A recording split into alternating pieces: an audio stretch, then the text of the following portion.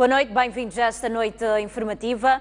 O Presidente da República escalou este sábado uma escola secundária no distrito de Inharrim e, no contacto com os alunos, ficou decepcionado com o nível de desconhecimento da cultura geral. Os professores assumem parte da culpa, mas apontam outras lacunas no sistema de educação no país.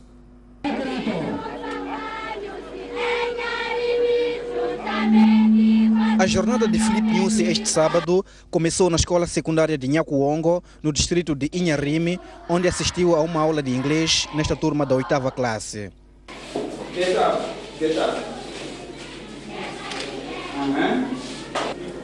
I take my bag, I go to school.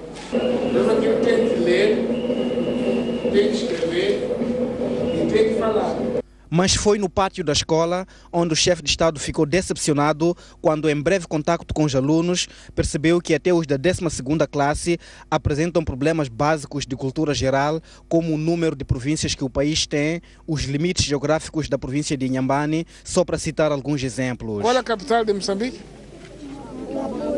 E a capital de Inhambane? Machixe é o quê? Machixe é o quê? Então é isso que eu não gosto. Viram, né? De chamar, tem 10ª classe, depois não sabe onde está, não sabe o que é Inhambane, não sabe os rios, o mar, não aprendeu. Nós estamos em que continente? Quantos continentes existem? Então agora eu vou.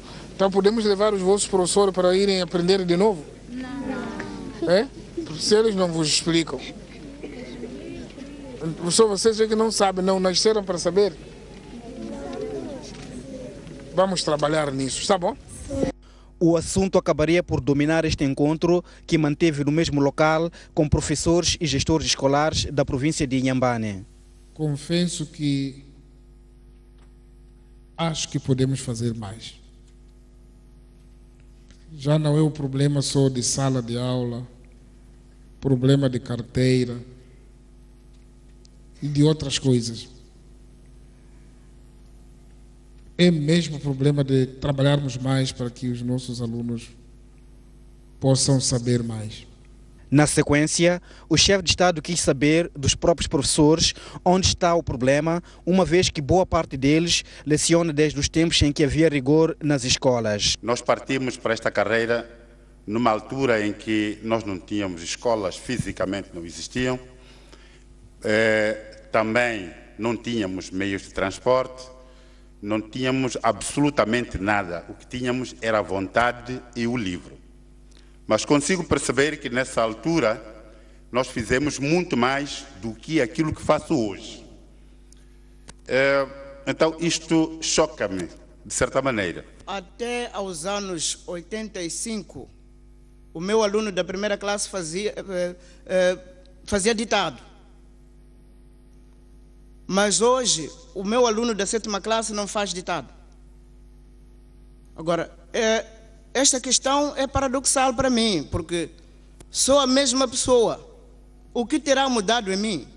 Mas que tal se um dia qualquer aparecesse ali, quer dizer, um subsídio que dissesse, o professor que chegasse ao fim do ano com todos os alunos a saber ler e escrever, além do seu vencimento, tem isso e concretizar. Até eu dizer que se calhar aqui há professores que não poderiam ir para casa na tentativa de dizer, eu gostaria de melhorar o meu salário.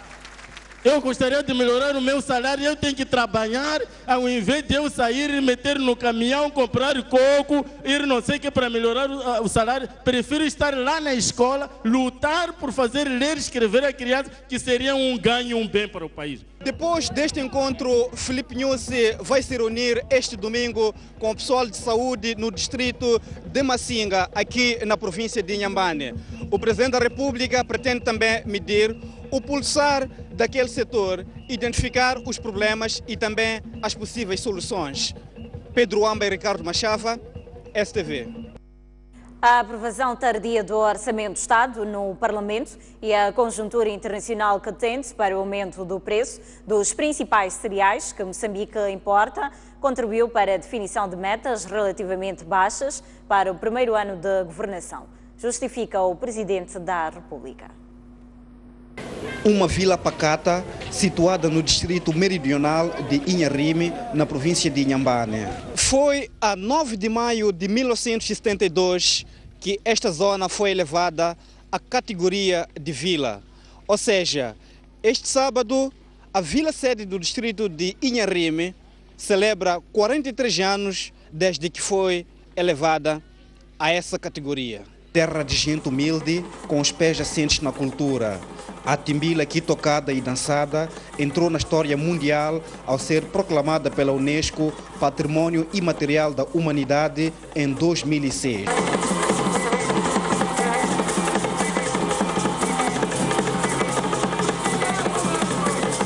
É aqui onde Filipe Nyusi veio este sábado esclarecer à população os fatores que influenciaram negativamente a definição de metas para este primeiro ano de governação.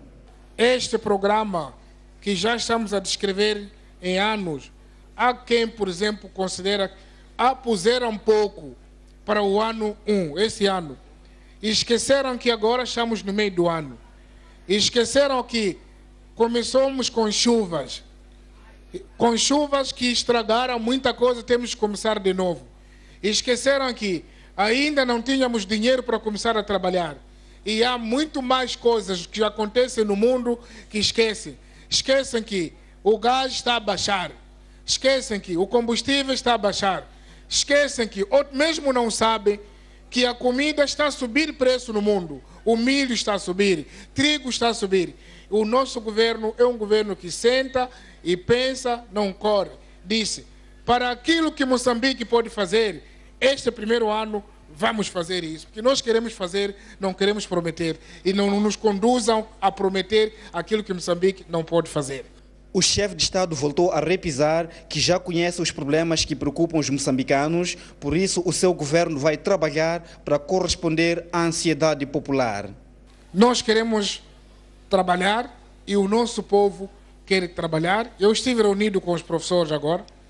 Os professores disseram que querem trabalhar para melhorar a educação neste país.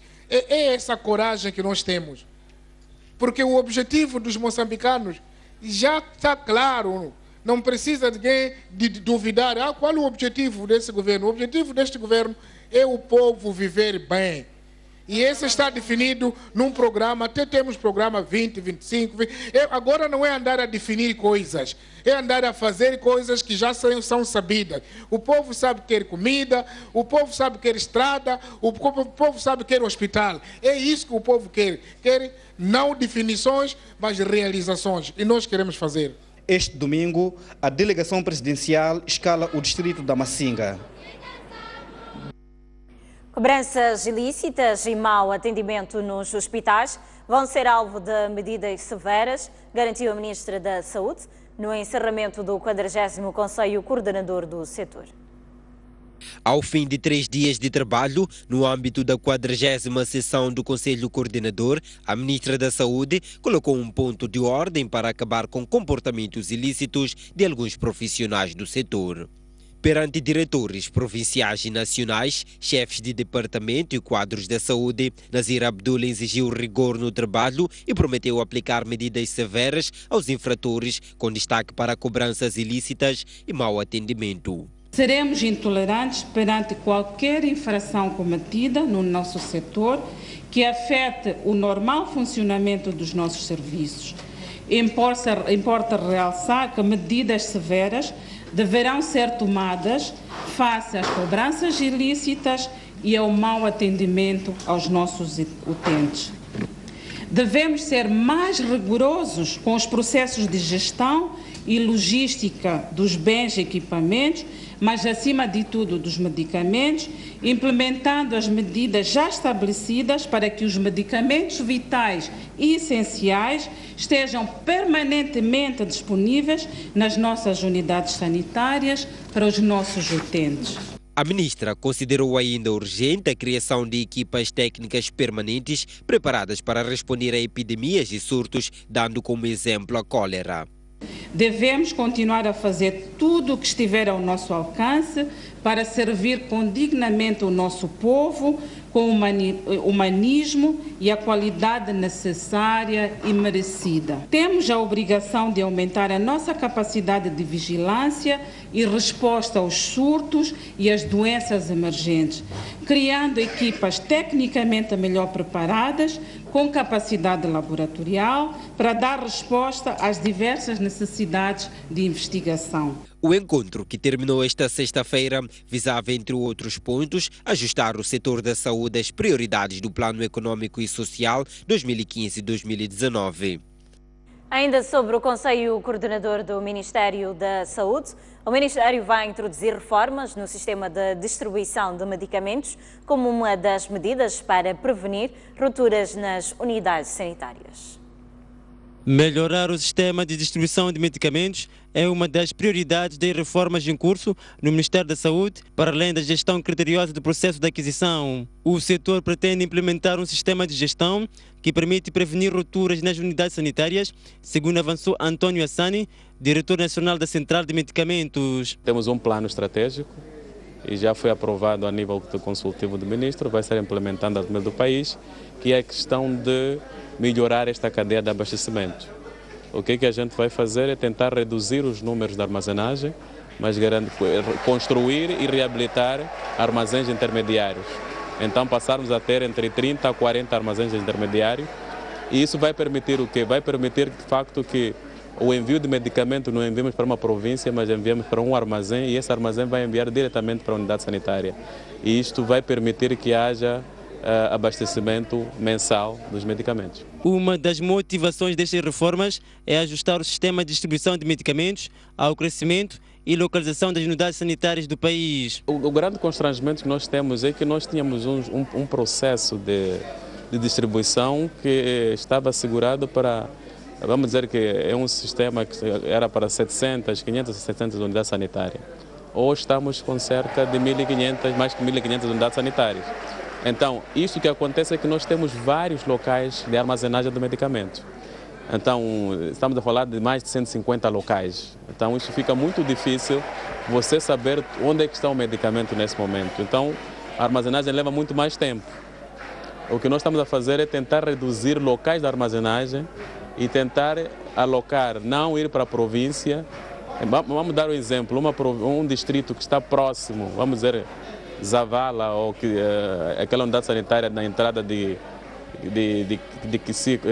Zavala, logo na fronteira. Aquela unidade sanitária, em vez de ir buscar o medicamento, ser fornecido de Inhambane, pode ser fornecido de Xaixai, porque é muito mais próximo.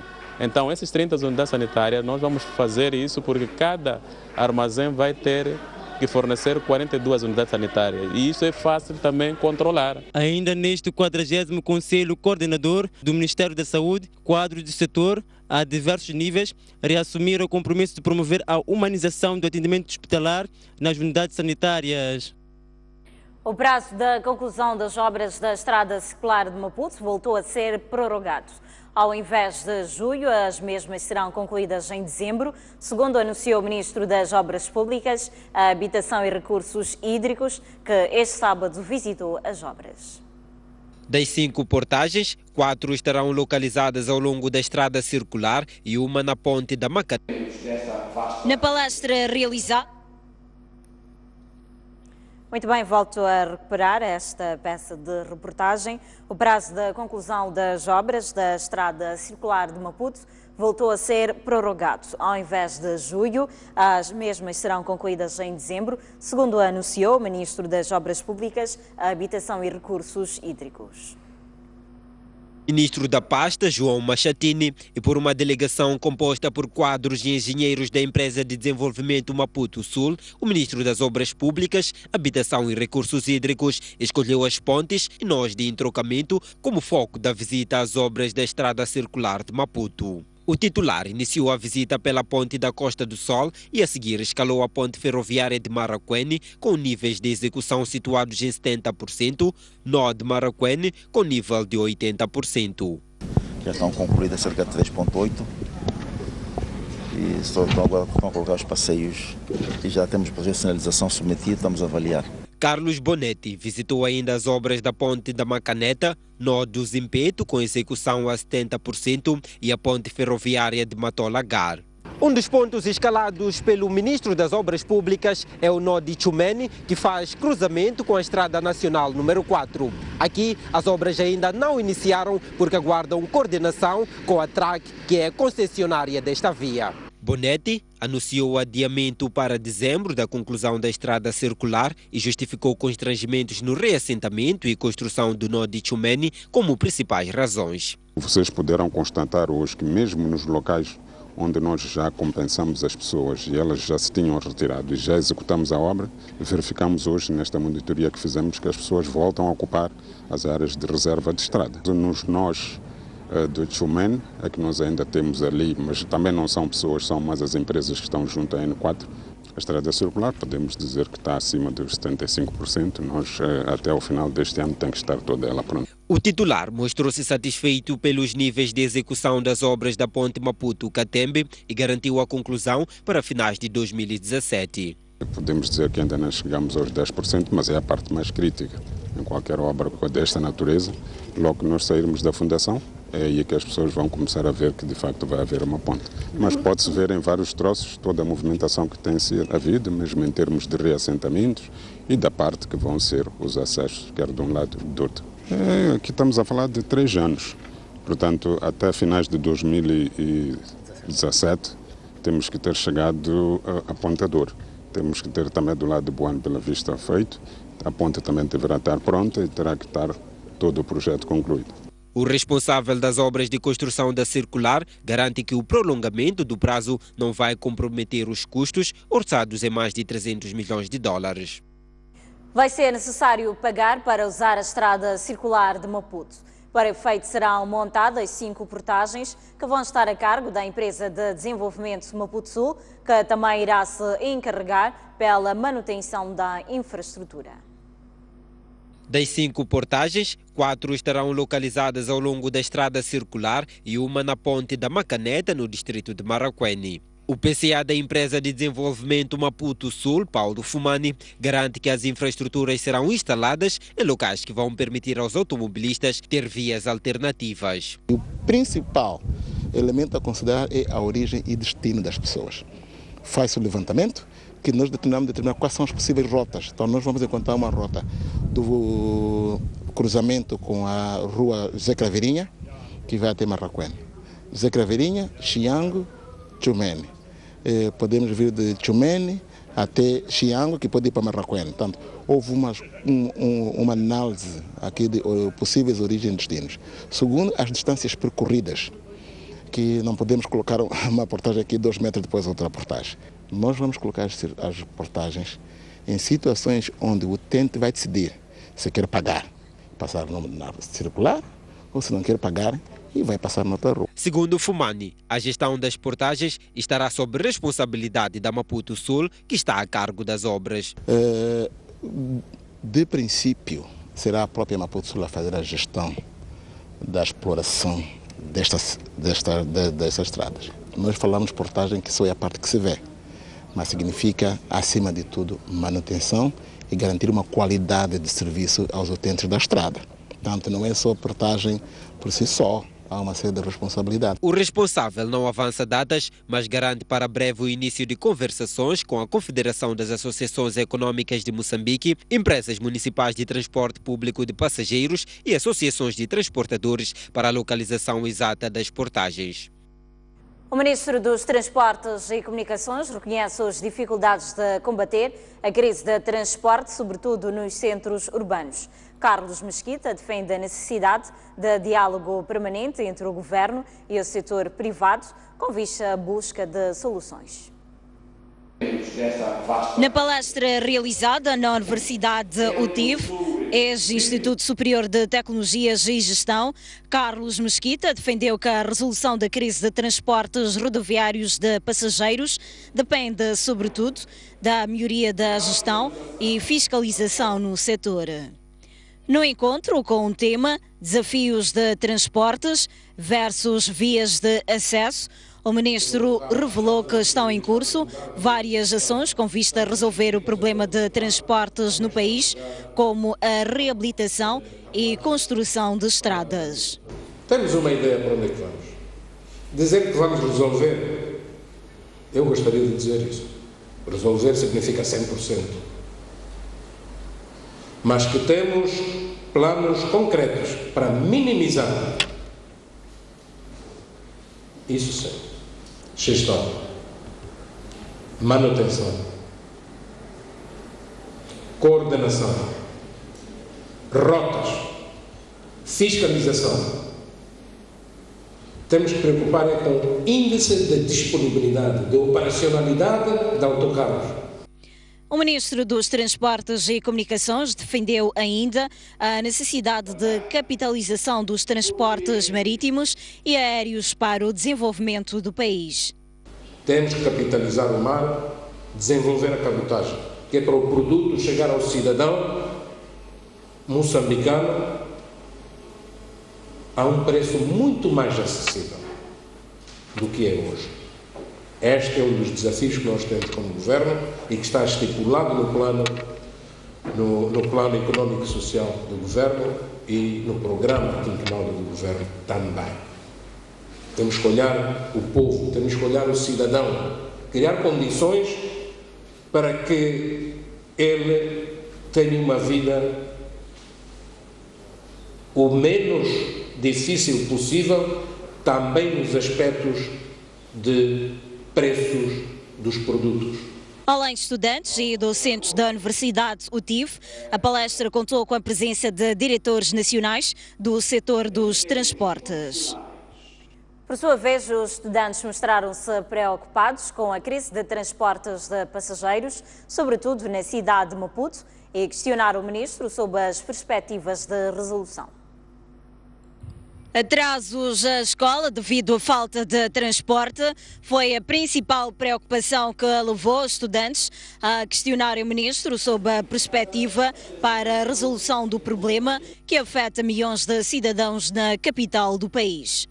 Outros estudantes quiseram saber das estratégias que o Ministro dos Transportes e Comunicações tem para controlar a subida da tarifa de transportes rodoviários públicos. Que medidas podem ser adotadas de modo a que tal congestionamento não concorra para a redução desses serviços da procura dos serviços de transporte, que se vai traduzir na redução do nível de investimento e crescimento econômico?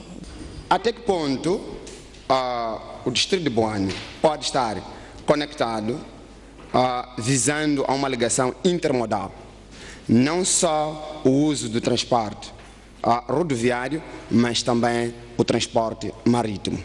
Como é determinada a tarifa para os transportes, para o sistema de transportes em Moçambique, visto que a tarifa predominante agora não satisfaz os provedores de serviços de transportes? Existem algumas alternativas, quer ferroviária como rodoviária. Eu referi-me há pouco tempo que vai, muito brevemente, serem introduzidos novas carruagens. Este ano vamos introduzir no sistema cerca de 80 carruagens. A maior parte delas ficarão aqui no Sistema Sul. E isto vai, de certeza absoluta, ajudar a minimizar essa situação de transporte também para o Boane. Quando eu falava do aspecto da gestão, coordenação com o município, um dos elementos é exatamente esse. Criar condições, numa primeira fase, para que faixas de rodagem sejam disponibilizadas em períodos específicos para a movimentação de meios de transporte de passageiros. Além de ter sido orador na palestra, o Ministro dos Transportes e Comunicações visitou as instalações da Universidade UTIF, onde se inteirou do funcionamento da mesma. Mais de 100 estudantes do curso médio de formação de professores estiveram desde a segunda-feira amotinados no Instituto Politécnico Domingos Taimo, em Chimoio, em protesto contra o encerramento daquele modelo de ensino na instituição.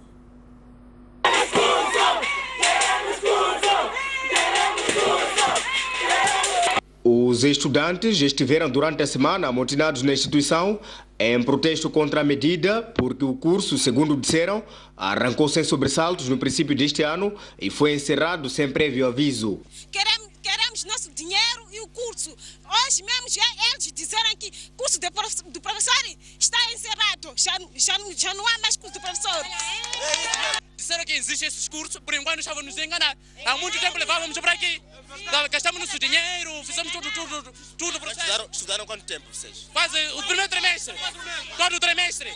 Trimestre de 6 meses. Quanto é que vocês pagavam de mensalidades? 2.000 meticais. E ele adiantou pagar o enxovar, para enquanto a esposa não está grávida, coisa que é impossível, que não acontece. Ele, se for assim, ele não podia lançar o curso. E nós pedimos a ele qual é o nosso paradeiro. Nos diz que eu não sei. Os mesmos pedem ainda a intervenção das autoridades da Justiça para a devolução do dinheiro e penalização da direção do Instituto Politécnico Domingos Taimo pelos danos. Tentativas de ouvir a direção daquele instituto, na pessoa do proprietário, Domingos Taimo, redundaram num fracasso que até tentou agredir a nossa equipa de reportagem, que se fez ao local para reportar a situação. E a Direção Provincial da Educação e Desenvolvimento Humano em Manica confirma que mandou encerrar o curso de formação de professores na cidade de Chimoio por aquela instituição ter lecionado sem autorização para tal. A Direção Provincial de Educação e Desenvolvimento Humano em Manica, através de seu porta-voz, confirmou à STV que mandou encerrar o curso de formação de professores no Instituto Politécnico Domingos Taimo, através desta nota datada de 17 de março deste ano. Manuel Bacare disse que Domingos Taimo foi aconselhado a não ministrar o curso de formação de professores porque carecia de autorização de nível superior, concretamente do Ministério da Educação. Havendo necessidade de eliminar, portanto, alguns cursos ou acrescentar alguns cursos, é necessário que faça de novo um requerimento. Deve solicitar o acréscimo de algum curso ou alguns cursos. E neste caso, o Taimo não fez isso dentro dos prazos preconizados. Então, acabou introduzindo, mas foi aconselhado, apareceu cá, conversou conosco e nós aconselhamos que não era viável ministrar o curso de formação de professores, porque isto requer autorização do Ministério da Educação. Então, ele, a revelia, introduziu. E nós, como direção provincial, em coordenação com o Ministério da Educação, não tínhamos outra alternativa senão mandar suspender esse curso. Manuel Bacar disse que o curso de formação de professores naquele instituto estará suspenso até que a direção tenha uma autorização do Ministério da Educação. Muito bem, momento de observarmos um breve intervalo. Mas antes passamos a olhar a previsão do estado de tempo para as próximas 24 horas. Para a zona sul do país, prevê-se uma máxima de 30 graus para Maputo e uma temperatura mínima de 16 graus. 29 graus de máxima para Xai-Xai e uma temperatura mínima de 15 graus. Prevê-se também uma temperatura máxima de 29 graus para Inhambane e uma mínima de 16 graus. Para a zona centro do país, Beira poderá registrar uma temperatura máxima de 29 graus e uma mínima de 16 graus. Prevê-se uma máxima de 25 graus para Chimoio e uma temperatura mínima de 15 graus. E Tete poderá registrar uma temperatura máxima de 30 graus e uma mínima de 21 graus. 28 graus de máxima para Quilimane e uma temperatura mínima de 18 graus. Para o norte do país, prevê-se para este domingo uma temperatura máxima de 29 graus para Nampula e uma mínima de 19 graus. 30 graus de máxima para Pemba e uma temperatura mínima de 21 graus. E para Lixinga, prevê-se uma temperatura máxima de 22 graus e uma mínima de 13 graus.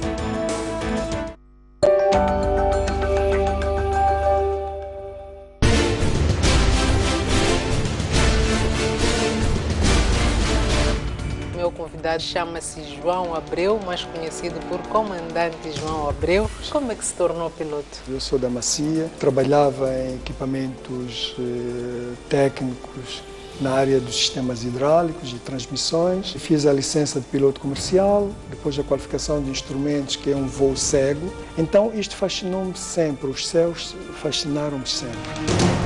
Como é que encarou, como é que sentiu a proclamação da independência, esta segunda liberdade? A grande energia começa em 74, muito antes mesmo do dia da proclamação.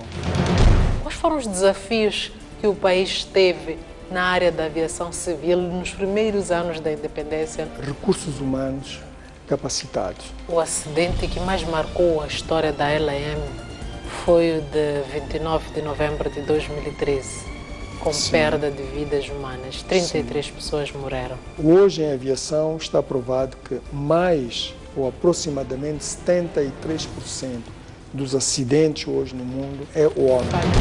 O Moçambique com que sonhou a quando da proclamação da independência nacional é o Moçambique em que vive hoje. E eu devo dizer que Moçambique da independência, como Moçambique de hoje, deu grandes passos gigantescos.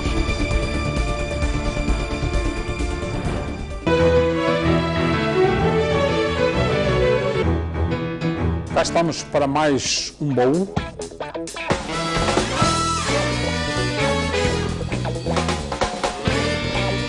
O meu espaço para o boxe era o Majangalé. No grupo de trabalho era a cumplicidade que havia. A escola é que nos leva para os clubes.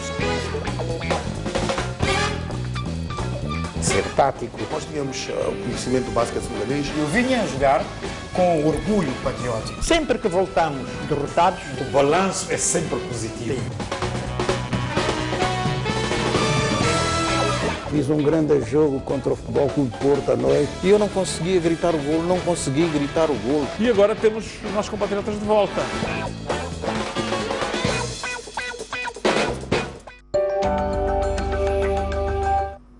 Estamos de volta esta noite informativa e vamos agora olhar a atualidade internacional.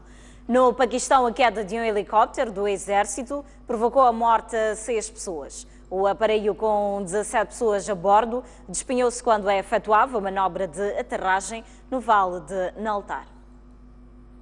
Segundo o diretor-geral do Gabinete de Relações Públicas do Exército, entre os mortos figuram os embaixadores da Noruega, das Filipinas, as esposas dos embaixadores da Malásia e da Indonésia e os 2 pilotos. Os embaixadores da Polónia e da Holanda ficaram feridos. O aparelho acidentado fazia parte de um grupo de 3 que transportava uma delegação de embaixadores, diplomatas e jornalistas de visita a uma região turística. Os talibãs paquistaneses reivindicaram o abate do aparelho com um míssil, mas testemunhas oculares em terra e nos outros helicópteros dizem que nada indica o disparo do míssil. O presidente da China, Xi Jinping, de visita oficial a Moscou, foi recebido pelo seu homólogo russo, Vladimir Putin, que agradeceu a visita numa altura em que o povo da Rússia celebra a vitória na Grande Guerra Patriótica. A lista de convidados que confirmaram presença no desfile militar da Praça Vermelha ilustra o isolamento de Moscou. Para além do secretário-geral das Nações Unidas, Ban Ki-moon, e da diretora-geral da Unesco, Irina Bokova, dos 68 dirigentes convidados, apenas 22 estarão presentes. A Segunda Guerra Mundial foi o conflito mais sangrento da história da nossa espécie. Esquecer a Segunda Guerra Mundial, esquecer a contribuição soviética e russa para a história dos aliados, é na verdade passar por cima de uma grande parte da história do século XX, especialmente da segunda metade. Disse um professor de História, os 27 milhões de soviéticos que morreram na Grande Guerra Patriótica serão lembrados no desfile, que conta com 16 mil soldados russos e 1.300 militares estrangeiros, principalmente sérvios, indianos e chineses. Na atualidade esportiva, o Ferroviário de Nacala só pensa na vitória no jogo deste domingo com o seu interno rival, o Desportivo Local, em partida da 9ª jornada do Campeonato Nacional de Futebol. O Ferroviário de Nacala, um dos dois representantes daquela cidade portuária na maior prova de futebol nacional, vulgo Moçambola, está a se preparar ao primeiro para o jogo deste domingo com o seu interno rival desportivo local em partida inserida na 9ª jornada do certame, projetado para o relevado sintético campo da Bela Vista. Falando à STV, o técnico principal dos locomotivas da cidade portuária de Nacala disse que aspectos táticos e técnicos foram privilegiados ao longo da semana na preparação do jogo com os canarinhos de Nacala. Priorizamos os aspectos táticos, técnicos. É claro que para um jogo destes a prioridade também vai para a parte psicológica, porque é um jogo esperado por toda a província de Nampula e eu tenho certeza que quando é assim temos que preparar os jogadores psicologicamente, que é para olharem para o jogo como se fosse um outro qualquer, porque todos os jogos são importantes. O jogo de domingo é importante como foram os que passaram. Então o que nós temos que fazer é preparar o jogo da mesma forma como temos feito com os outros adversários. Entretanto, por ser um jogo que envolve duas coletividades rivais, o Ferroviário de Nacala preferiu esta semana usar o seu pilado na preparação da referida partida considerada difícil para os jogadores, em detrimento do campo da Bela Vista, onde os locomotivas têm estado a realizar os seus treinos e jogos amigáveis e do Moçambola. Nós preferimos evitar esse tipo de confronto para que o barulho só seja feito no próprio dia de jogo e termine por lá. Eu acho que foi mais por isso que nós preferimos preparar o nosso jogo aqui em casa. Será sempre assim? Não, eu acho que isto foi mais para salvaguardar um pouco a mente dos próprios jogadores, porque quando treina-se no campo do adversário, mesmo se fosse o inverso, eu tenho a certeza que o desportivo não havia de se sentir à vontade, havia de se sentir pressionado, porque os próprios adeptos de Ferroviário podiam vir assistir o treino para provocar. Então, para evitar isso, nós preferimos prepararmos o jogo no nosso campo e próxima semana regressamos. O Desportivo da Nacala também diz que está a preparar o derby deste domingo com o seu interno rival, com os olhos postos na vitória. Tal como o Ferroviário, o Desportivo de Nacala também quer vencer o jogo deste domingo, inserido na 9ª jornada do Campeonato Nacional de Futebol, a realizar-se pelas 15 horas no seu reduto, o campo da Bela Vista, segundo deu a conhecer a STV Arnaldo Uana, técnico principal da equipa, que se mostra confiante na obtenção dos 3 pontos que estarão em disputa. Para esta partida, o Desportivo de Nacala, atualmente na 5ª posição na tabela classificativa do Campeonato Nacional de Futebol, Moçambola 2015, promete entrar com muitas cautelas na tentativa de surpreender o seu adversário logo nos primeiros minutos. Queremos que seja uma grande festa, de facto, que seja um grande espetáculo, o público que se divirta, porque é um espetáculo, paga o seu ingresso para assistir o espetáculo e nós prometemos apresentar um bom futebol. Okay. Clinicamente, como é que está o Desportivo? Clinicamente estamos com um déficit em termos estamos com uma baixa confirmada, né? Estamos com uma baixa confirmada, estamos com um jogador indisponível, padece de malária, mas temos outros na sua posição que com certeza quererão dar o seu máximo, quererão demonstrar que também tem valor para jogar. Para além da equipa técnica, os jogadores do Desportivo de Nacala também mostram-se confiantes na conquista dos 3 pontos que estarão em disputa na partida deste domingo, apesar de reconhecer o real valor do seu adversário, que precisa igualmente de ganhar para sair da zona incômoda em que se encontra na prova. As equipas vão querer ganhar, em Nacala vão querer mostrar a sua superioridade, vão querer dar de tudo para fazer festa em Nacala, da parte das duas equipas, exatamente. O objetivo do Desportivo nesse já é saber que temos que ganhar. O Desportivo nesta primeira volta tende a conquistar os pontos, nós os jogadores somos cientes disso, a palavra de ordem é ganhar. Estamos preparados de modo que no domingo façamos mais uma vitória. O que vocês treinaram ao longo da semana? Treinamos um pouco de tudo, treinamos de modo que o adversário não consiga nos desequilibrar. Não queremos nenhum empate, só queremos a vitória.